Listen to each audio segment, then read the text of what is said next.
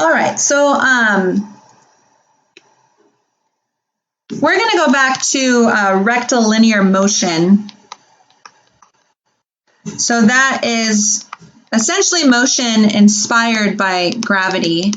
And our motion rectilinear is linear, right? So, you know, we're just going like up and down. So the only force acting on a object is the gravity.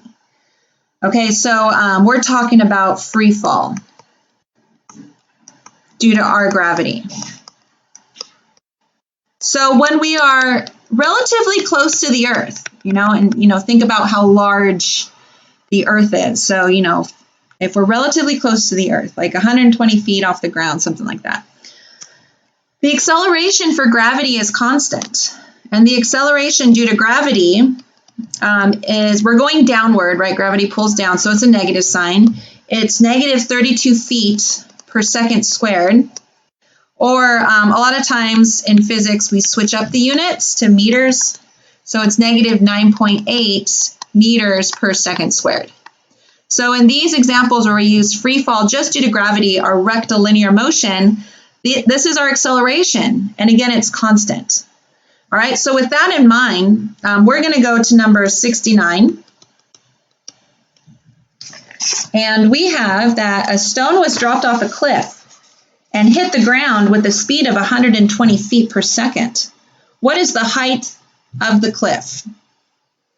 All right, so here we go. We have a cliff. Whoa, looks like a diving board. There, now it's a cliff. So we have this cliff. We want to know the height of the cliff. We know a couple things.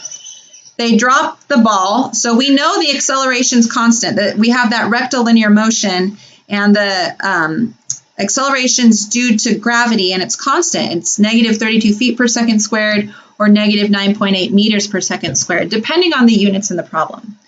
So the stone was dropped off the cliff. So when we're up here on the cliff, here's the stone, our position function is at time equals 0. Right? So when we're all up here, it's at time equals 0. And that's what we're trying to find. That's the height of the cliff, is the position function at the initial dropping off point. Also, let's try to get all of our functions in here. The velocity, if we're just letting go of the stone, the initial velocity is also 0, right? We're not chucking it down. We're merely opening our hand and releasing the stone. So the velocity initially is 0.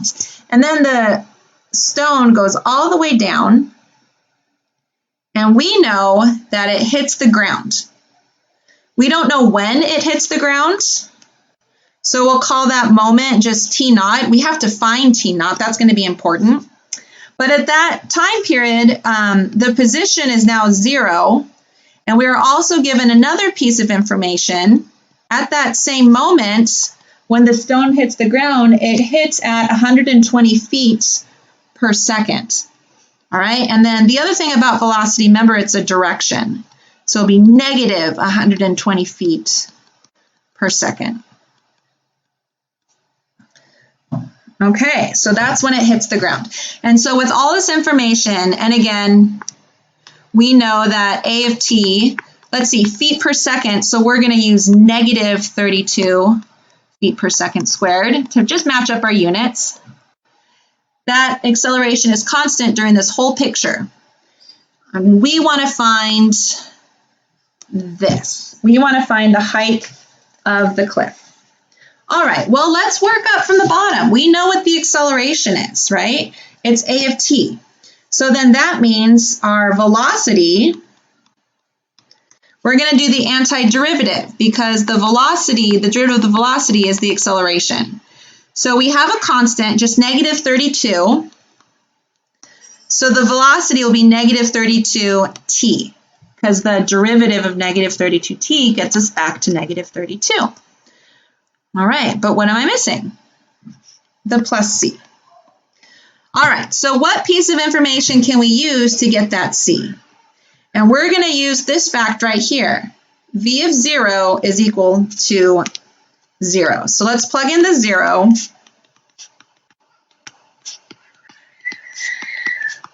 And now we know that equals 0. Okay, and then this isn't very exciting. It's 0 plus c is 0. Well, then c has to be 0. Okay, well, there you go. So now we at least know that the velocity is negative 32t, negative 32t. But now that we have that, we can find the position function. And then once we know the position function, we can figure out the initial position, s of 0. All right, so s of t, and we're going to find s of t using antiderivatives, because we know the derivative of s gets us back to v. All right, so let's think. What's the antiderivative of negative 32t? Well, we can ignore the constant and think of the antiderivative of t. Add 1 to the exponent, and then it's 1 over that exponent. All right, and then plus c. So then s of t, let's see, negative 32 divided by 2 is negative 16t squared plus c. All right. And then we have to find c now. Okay, well, how are we going to find c? Well, the only other piece of information about s is right here. S of t naught is equal to 0. Well, we don't know what t naught is, all right? So how are we going to figure out t naught? Well, we know v of t naught is negative 120. Okay, so let's use that and figure out t naught, all right? So let's take a little side trip. So we want to find t naught to find c. And we know that v of t naught is 120. All right, and actually negative 120, right? Right there, negative 120, that was given. So let's solve that for t naught. Divide both sides by negative 32. And we're going to get 3.75. All right, and this is actually seconds, right? This is telling us how long it takes to get down the cliff. All right, and now we know that this t naught, again, is 3.75. Now we know that s of 3.75 is 0. All right, so we know that s of 3.75 is equal to 0. So let's plug that in to our s. So negative 16 times 3.75 squared plus c is equal to 0. Okay? All right, so let's square it, multiply it by negative 16. All right, and then solve for c, and we get c equal to 225. All right, and then that goes here. So now that position function is negative 16t squared. That was quite the journey to get that c, huh? Really important to be organized in these problems because, again, we go back and forth a lot.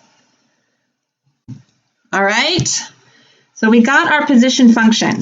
And why did we want to get the position function? We needed that so we could answer this question. S of 0 is equal to what? They wanted to know the height of the cliff, and that happened at time equals 0. So we have our position function now. The only thing that's left to do is plug in the height at time equals 0. So let's plug in t equals 0. All right, and actually let's even write ourselves a note about the question, what is the height of the cliff?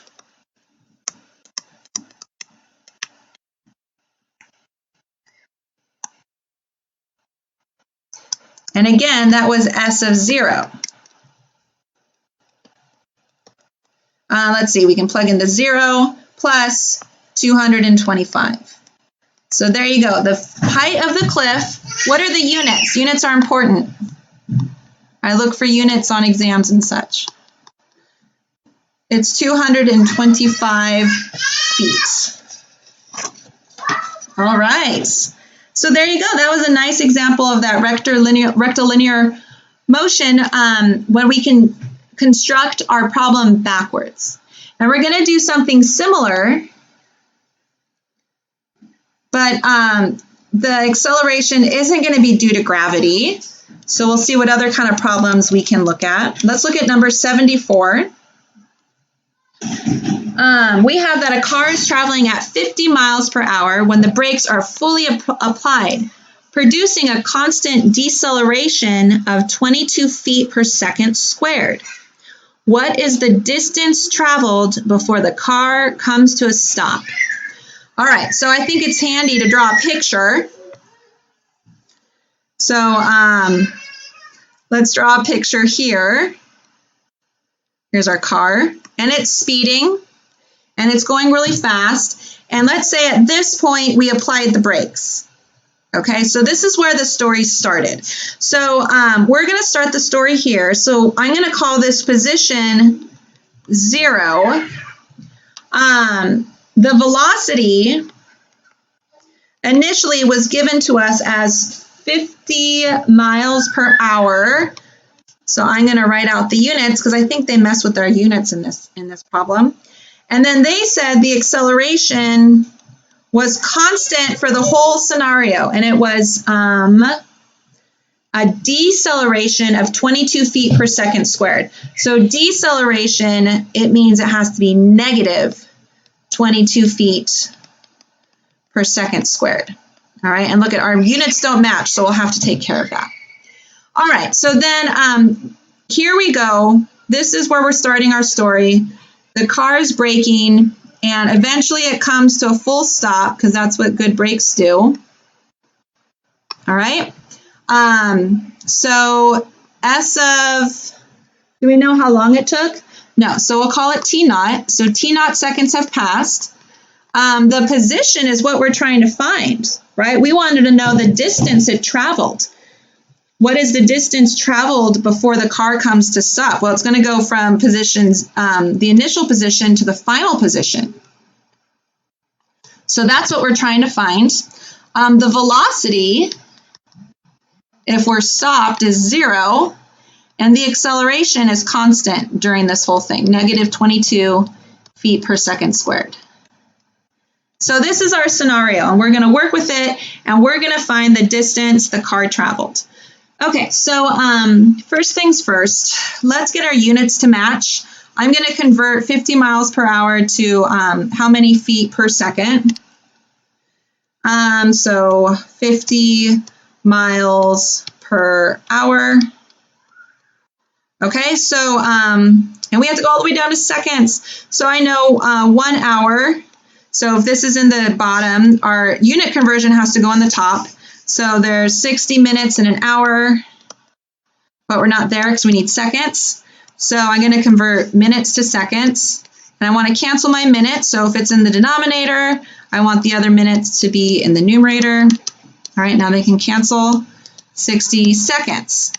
All right, that's perfect. That's what we want. All right, and now as far as miles go, we have to know how many feet are in a mile.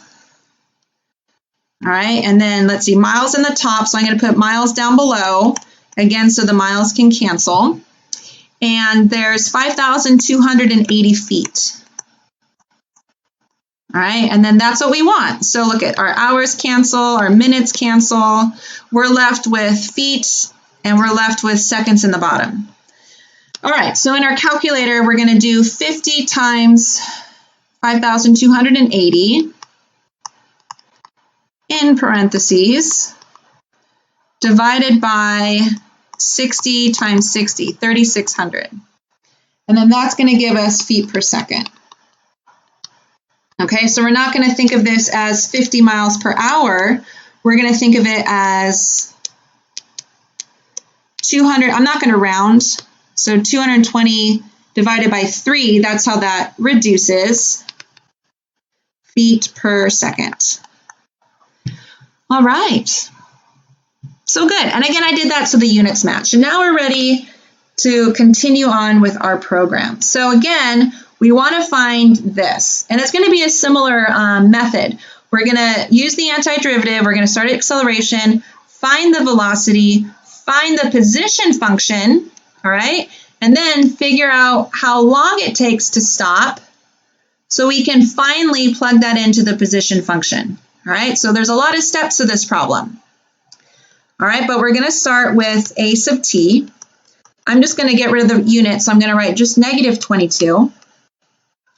And so then the velocity function is the antiderivative. So what's the antiderivative of negative 22? Negative 22t.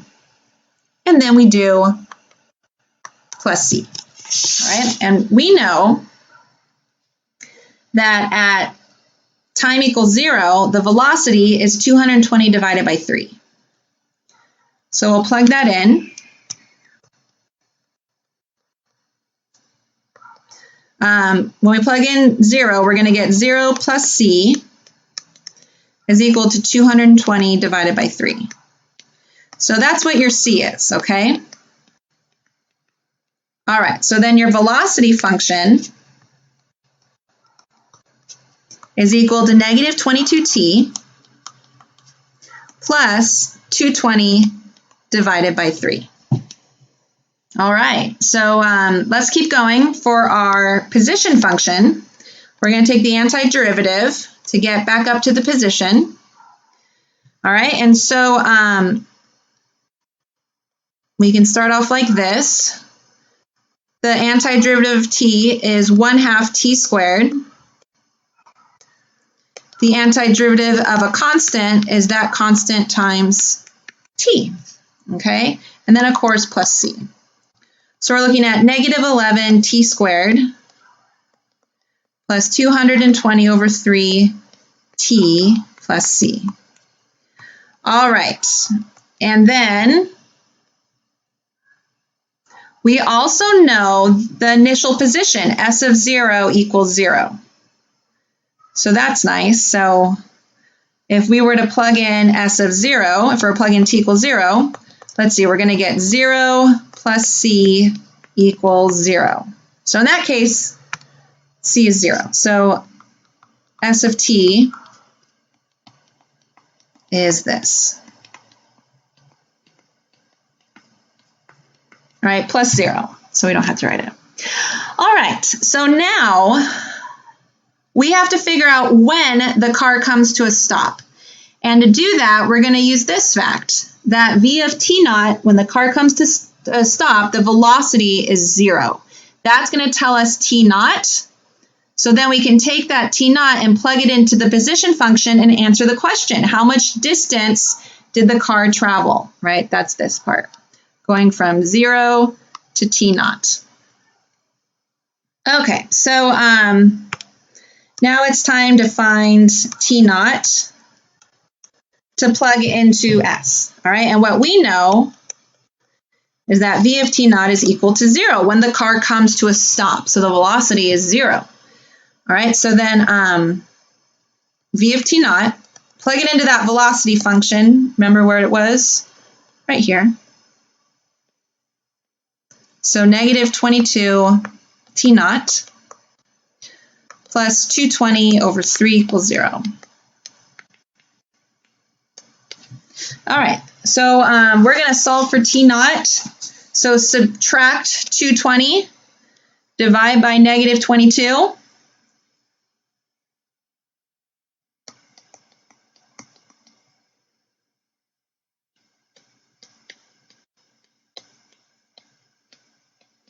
The negatives cancel out, right? This simplifies, look, the 22 cancels, we're left with a 10 on top. We're left with 10 over 3 seconds, okay? So this whole scenario happens in like 3.3 seconds, start to finish.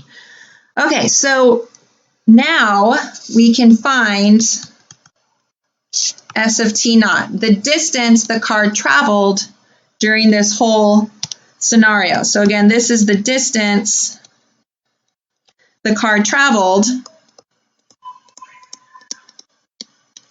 after 10/3 of a second. All right, that's how long it takes for the car to stop. So there's our s function. We're going to plug in 10 over 3.